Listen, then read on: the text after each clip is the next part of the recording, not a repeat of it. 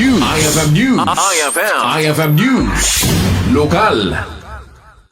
Balig iti panakaysayangkat, iti ili ti paway, babaen iti Office of the Municipal Agriculture, iti panakaywaras, iti urea fertilizers, kadag iti rehistrado nga RSBSA, corn farmers nagmula. Kabayatan ti agdama a cropping season, ken adaan iti pagmulaan na a 5,000 square meters ken agpangato. Daytoy atulong ti abono kadag iti mannalon, ket panggep na apa 20 apit, ken mapapigsa ti produkto ti mais. Makatulong pa detoy amang pasigurado iti nasalon at panagdakkel ken panagbunga ti mais. Ti programa ket paset ti agtultuloy a panagkumit ti munisipyo amang ipaay iti nantiempuan ken nasken a suporta iti agrikultura kadag iti lokal a mannalon.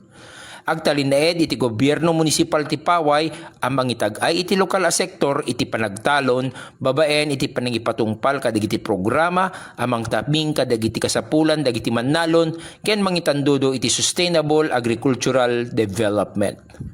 Para iti IFM News, Idol Glenn Batuyong, Tatak IFM.